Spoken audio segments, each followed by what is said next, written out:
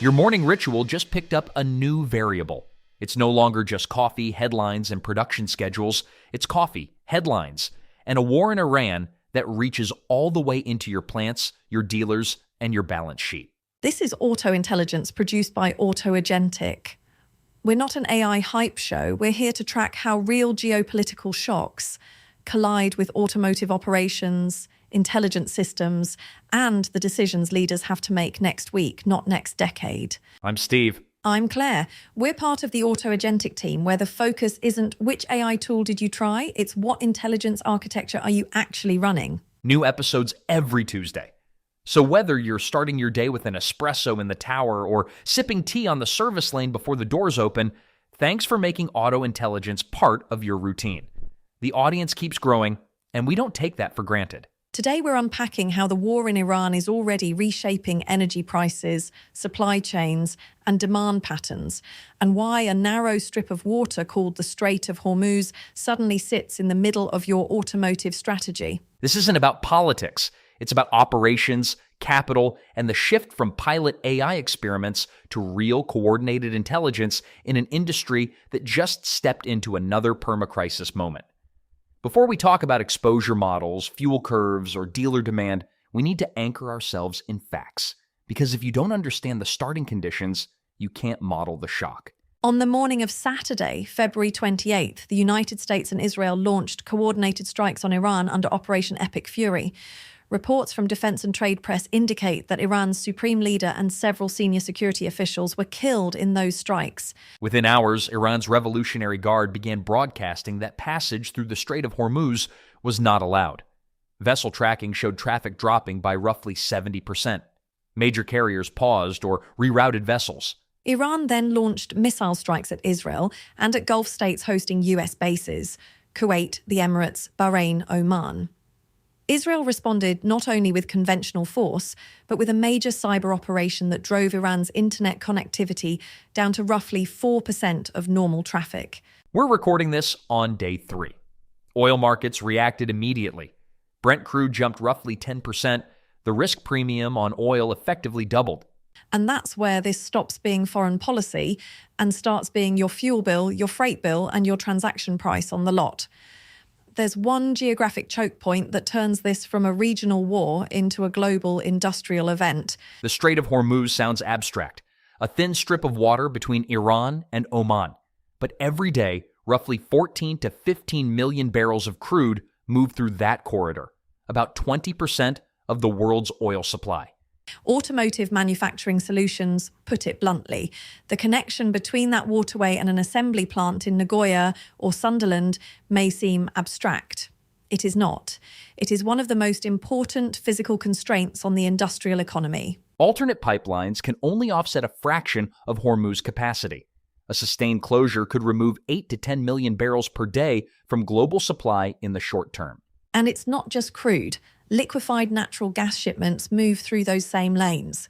European gas prices have already jumped sharply since the escalation. If you're running Automotive, the Strait of Hormuz just moved from distant geography to a live dependency inside your cost structure. That choke point moves oil, and oil moves everything else. Before the strikes, Brent crude hovered near $70 per barrel. It jumped into the high 70s almost immediately. Analysts are now modeling scenarios that push oil toward $100, potentially higher if disruption persists. The risk premium jumped from roughly $7 to around $18 in a matter of days. US gasoline had fallen to around $2.85 per gallon in February. It just crossed $3 again. The rule of thumb still holds. Every $5 move in crude adds roughly 12 cents per gallon at the pump. In more extreme scenarios, prolonged conflict, sustained shipping risk, crude could climb into the $130 to $140 range. That could push U.S. gasoline north of $6 per gallon. For Canadian listeners, $90 crude translates into roughly 14 cents per litre more at the pump, with steeper increases if oil tests triple digits. Fuel is the first visible shock, but it's not the only one. Energy prices are one layer. The physics of moving containers is another. Ports in the Gulf have been disrupted. Some suspended operations, container lines have paused bookings or rerouted vessels around the Cape of Good Hope, adding weeks to transit times and significantly increasing fuel burn. When transit periods extend by weeks, the just-in-time model begins to strain. Raw materials miss slots, components arrive late, buffer stocks already thin evaporate quickly. Assembly plants could begin feeling delayed component impacts within 2 to 3 weeks if disruption holds. Freight surcharges rise, lead times extend, inventory planning becomes more complex precisely when finance teams want lean balance sheets. But the deeper impact sits inside the vehicle itself. Energy is embedded in every unit you build. Steel, aluminum, paint shops, machining centres, all energy intensive. Higher oil and gas ripple through electricity pricing and industrial inputs. Iran is also a major petrochemical supplier. Methanol, ammonia, polymers, these show up as plastics, adhesives, foams, and specialty components inside every vehicle. If petrochemical feedstocks rise 15 to 25%, manufacturers building hundreds of thousands of units are staring at tens of millions in incremental cost before labor or capital adjustments even enter the equation. This is the perma-crisis layer: higher energy, higher logistics, margin compression, tighter capital. Markets don't price structure, they price companies. Ford, GM, and Stellantis are all watching closely. Direct sales exposure to Iran is minimal. The real risk is indirect: sustained oil shock. Stellantis is often cited as most exposed due to its North American mix of high-consumption vehicles. Ford faces similar pressure with trucks and performance models. GM may be relatively better positioned given its broader EV portfolio. Equity markets have already repriced risk, not catastrophic, but noticeable. And this is where the conversation shifts from who's exposed to who's prepared. You're listening to Auto Intelligence, produced by Auto Agentic. For years, the industry layered AI tools onto workflows. Pilots launched, dashboards multiplied, coordination problems remained. 2026 is the pivot year. The shift is from which model are we using to how is intelligence wired into procurement, logistics, demand planning, and dealership execution.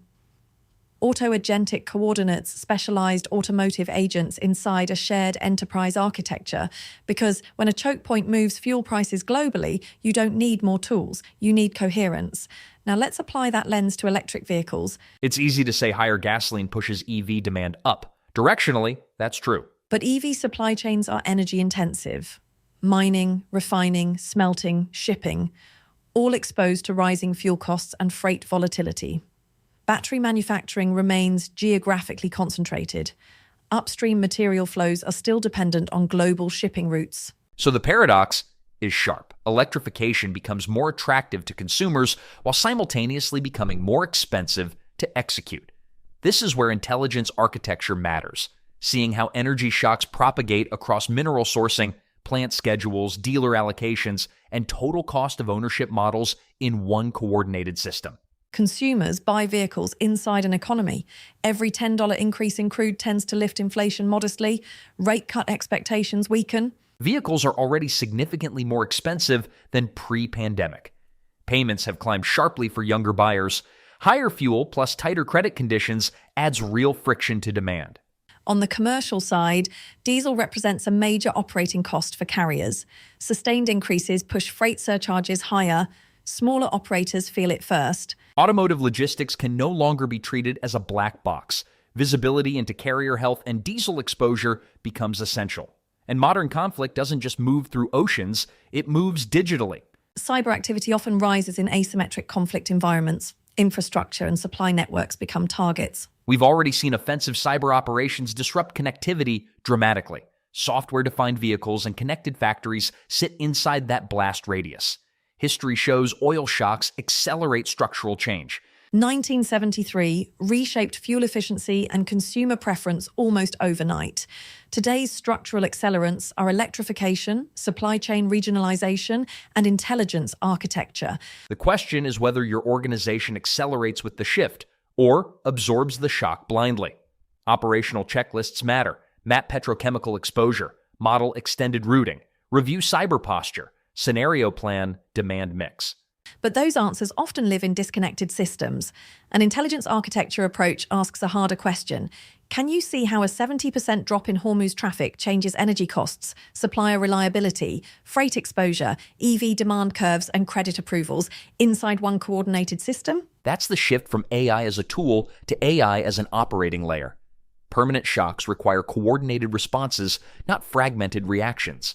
A conflict thousands of kilometers away has lifted crude prices, pushed gasoline higher, choked a corridor carrying 20% of global oil, disrupted ports, stressed inventories, raised petrochemical costs, and added pressure to affordability. It has also cracked open assumptions about cheap energy, reliable logistics, and pilot AI being enough.